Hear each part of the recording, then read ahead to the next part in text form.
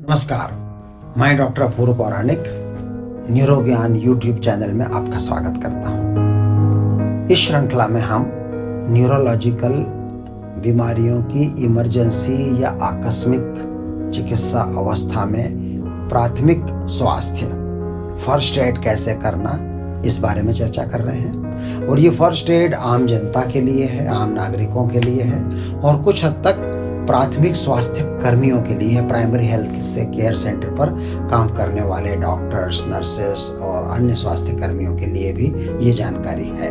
तो इस तरह के मिले जुले श्रोता वर्ग या ऑडियंस को ध्यान में रखकर ये श्रृंखला हमारी जारी है। न्यूरोलॉजिकल बीमारियों की इमरजेंसी में, आकस्मिक उपचार में प्राथमिक चिकित्सा फर्स्ट एड कैसे करना उस समय तक के लिए, जब तक कि आप मरीज को किसी बड़े अस्पताल में जहां पर आईसीयू या गहन चिकित्सा इकाई की सुविधा मौजूद है वहां तक ट्रांसफर न कर पाए।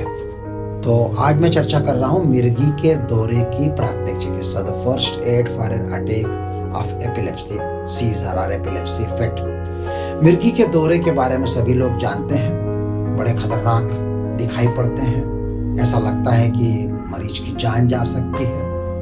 लकीली जाती नहीं है आमतौर पे, रेयरली कभी असर पड़ता होगा, जीवन पे खतरा होता होगा। लेकिन ये मिर्गी के दौरे, खासतौर से जिसको हम बड़ा दौरा बोलते हैं, पुराने जमाने में ग्रैंड माल अटैक बोलते थे, जनरलाइज्ड टॉनिक क्लॉनिक सीजर, मिर्गी का बड़ा दौरा, सर्वव्यापी अकड़न और झटके वाला दौरा, जनरलाइज्ड टॉनिक क्लॉनिक ग्रैंड माल।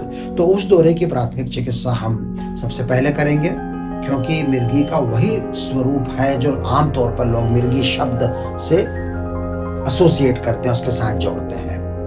तो इस तरह का दौरा कहीं भी आ सकता है, कभी भी आ सकता है, और आसपास जो भी आम नागरिक हैं उन सबको इस प्रकार के दौरे के समय क्या करना और क्या नहीं करना, इसका प्राथमिक मूलभूत आसान ज्ञान होना जरूरी है। और यही इस श्रृंखला का हमारा उद्देश्य है।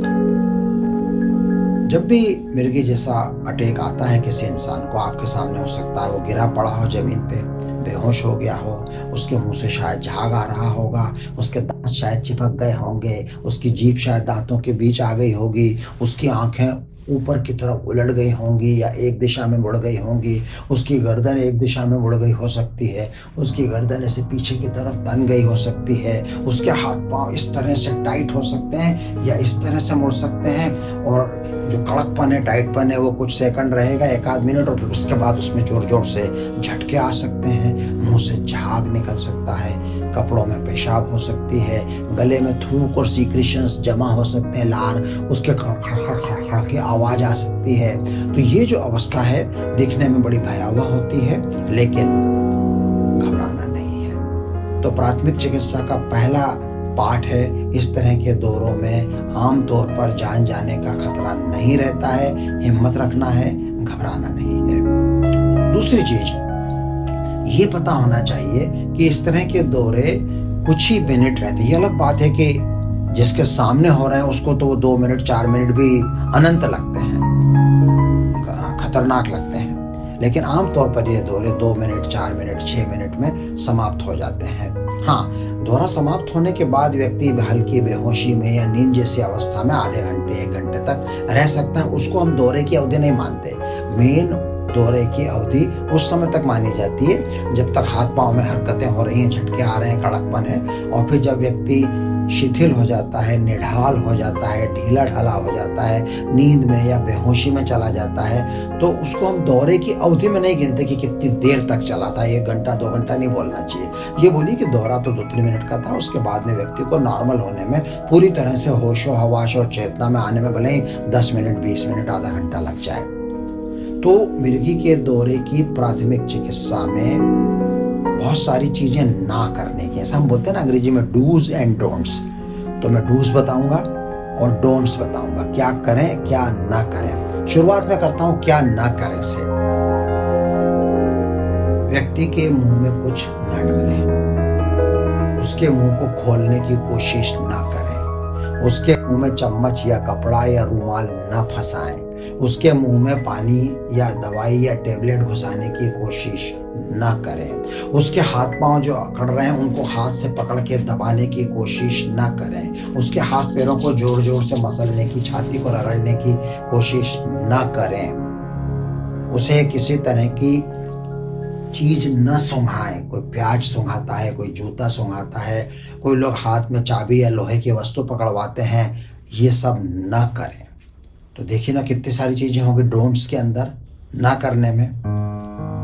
बेसिकली देखा जाए तो यदि आपके सामने किसी व्यक्ति को दौरा आ रहा है मेरे के जैसा, आप ध्यानपूर्वक उसे देखते रहें, पास में रहें और कुछ ना करें। लेकिन ऐसा नहीं है, कुछ चीजें हैं सिंपल सी जो करने की होती हैं। नंबर 1, यदि उसके कपड़े टाइट हैं, जैसे कि यहाँ मेरी टाई बंधी हुई है, कपड़ों को ढीला कर दें। आसपास भीड़ घेरा न बनाएं, ताजी हवा आने दें, खिड़की बंद हो तो खोल दें। यदि व्यक्ति ऐसी जगह है जहां उसको चोट लग सकती है, वो गिर गया है, टकरा रहा है किसी दीवार से या टेबल से या फर्नीचर से टकरा रहा है या कहीं गिरने का डर है, तो उसे सुरक्षित जगह पर शिफ्ट कर दें, लेटा दें। यदि सड़क चलते बीच बाजार में या मॉल में व्यक्ति को दौरा आया है और वहां फर्श पर वो व्यक्ति गिरा हुआ है, तो ठीक है, फर्श पर रहेगा और उसके सिर के नीचे आप एक कपड़ा, अपना शर्ट या टॉवेल या तौलिया, किसी का भी कोई कपड़ा घड़ी करके सिर के नीचे लगा दें ताकि उसको रगड़ने लगे। तो उसके गिरने का डर ना हो, उसे चोट लगने का डर ना हो, उसे सुरक्षित जगह लेटाए रखें, उसके कपड़े ढीले कर दें और प्रतीक्षा करें। 2-3 मिनट में वो दौरा अपने आप समाप्त हो जाएगा। छाती की मालिश नहीं करना, माउथ टू माउथ रेस्पिरेशन नहीं देना, मुंह से कोई श्वास देने की जरूरत नहीं है।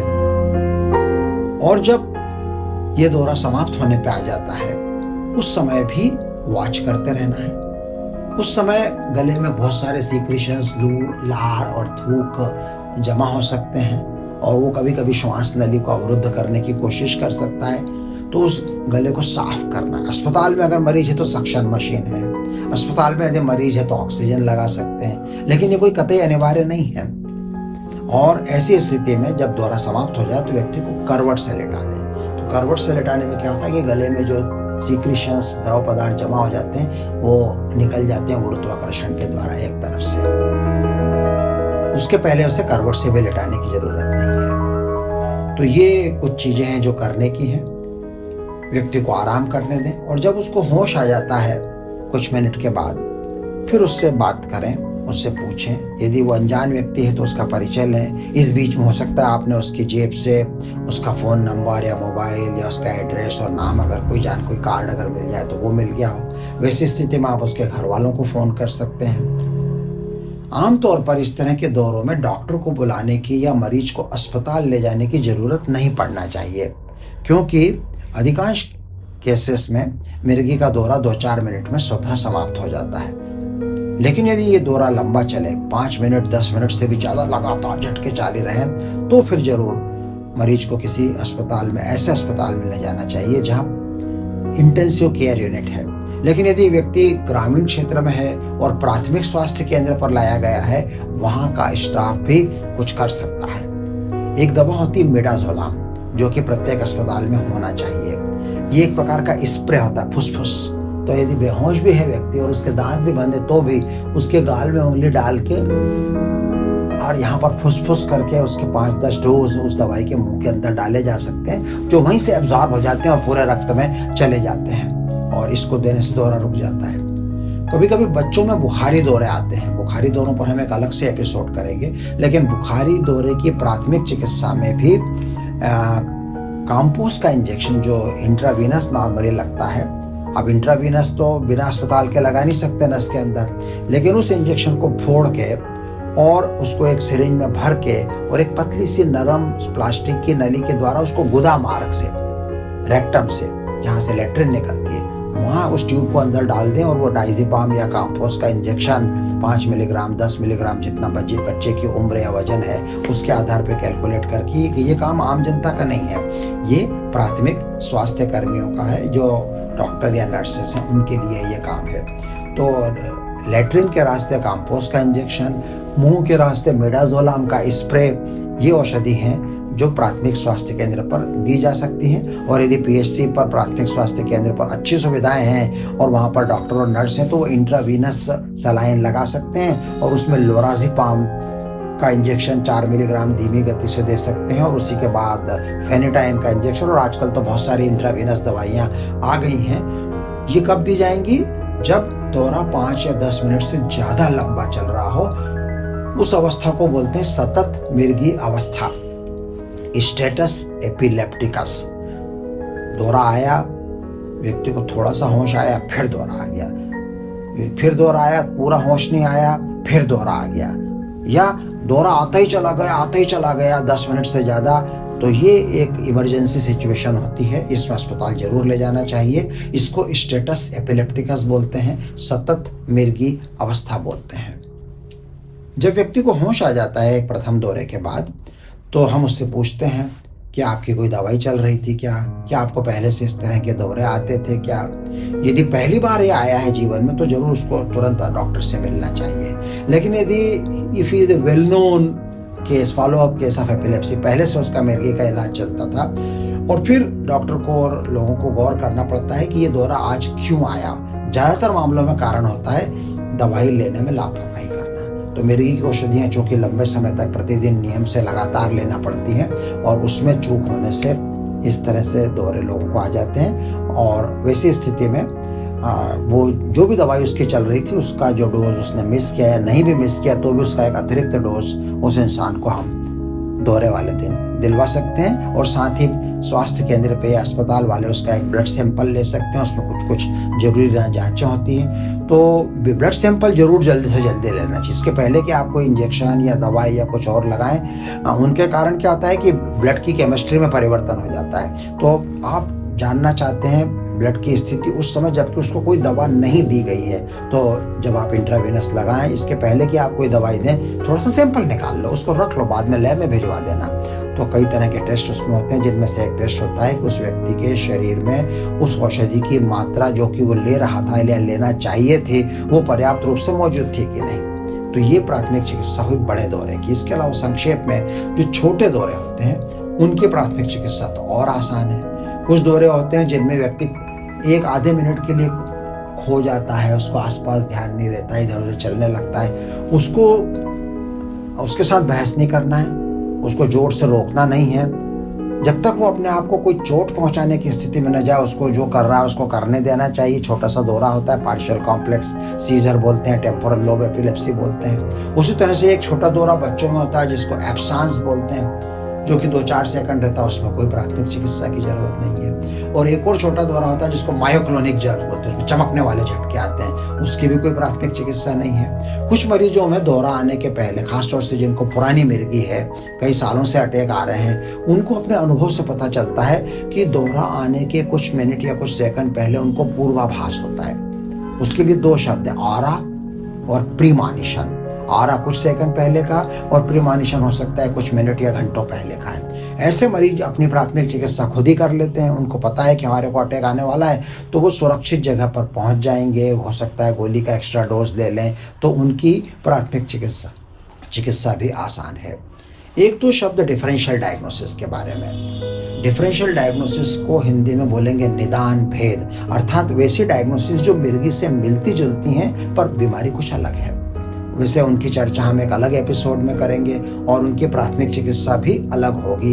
एक अवस्था होती है सिंकपी, मूर्छा की प्राथमिक चिकित्सा बहुत आसान है, उसमें कुछ करना नहीं है, व्यक्ति खुद ही 2-4 मिनट में अपने आप होश में आ जाता है। तो बेसिकली इसमें हमें क्लोज ऑब्जर्वेशन करना है, बस एक निगरानी रखना है, ज्यादा कुछ करना नहीं। तो व्यक्ति यदि मूर्छित होकर गिर पड़ा है सिंकपी के अंदर, वो अपने आप ठीक हो जाएगा। पर एक चीज़ है जो उसकी प्राथमिक चिकित्सा में कर सकते हैं मूर्छित व्यक्ति के लिए, बाकी सारी चीज़ें तो जो एपिलेप्सी के लिए वो इस पे भी लागू होती हैं। मूर्छा वाले केस में कई बार लो बीपी हो जाता है, तो उस व्यक्ति को आप लिटाए रखें और फिर उसके दोनों पाँव को उठा के अपने हाथ से पकड़ के ऐसा हवा में रखें 1 मिनट के लिए। इससे क्या होगा कि उसके पैरों में जो रक्त है, खासतौर से शिराओं के अंदर, वेंस के अंदर, गुरुत्वाकर्षण के कारण वह रक्त लौटेगा और हृदय तक आएगा।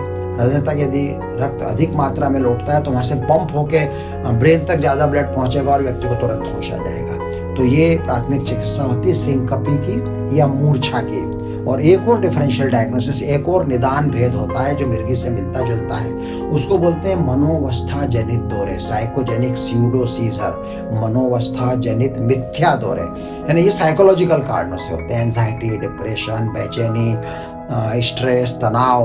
और इसमें कभी कभी व्यक्ति इस तरह की हरकतें करता है जो मिर्गी से ऊपरी तौर पर सुपरफिशियली मिलती जुलती प्रतीत होती हैं पर मिर्गी नहीं होती।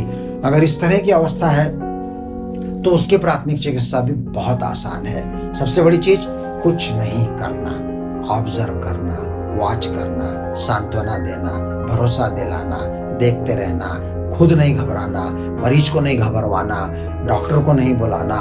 तो ये जो मनोवस्था जनित दौरे होते हैं उनमें भी कुछ करने का नहीं होता, देखने का होता है, निगरानी रखने का होता है। अंग्रेजी में एक शब्द है मास्टरली इनएक्टिविटी, मास्टरली इनएक्टिविटी अर्थात असक्रियता। और कैसी असक्रियता? जो मास्टरली है, जो इन्हें बड़े अच्छे तरीके से की जा रही है। तो अनेक प्रकार के मिर्गी के दौरों में, सिंकपी में, साइकोजेनिक अटैक में केवल मास्टरली इनएक्टिविटी, निगरानी रखो, देखो, और जो थोड़ी बहुत बातें हमने बताई उनकी प्राथमिक चिकित्सा को लेकर उन पर ध्यान देना है। बहुत बहुत धन्यवाद। न्यूरोलॉजी की विभिन्न बीमारियों के बारे में जानने के लिए आज ही सब्सक्राइब करें हमारे YouTube चैनल को न्यूरो ज्ञान भी समाधान भी।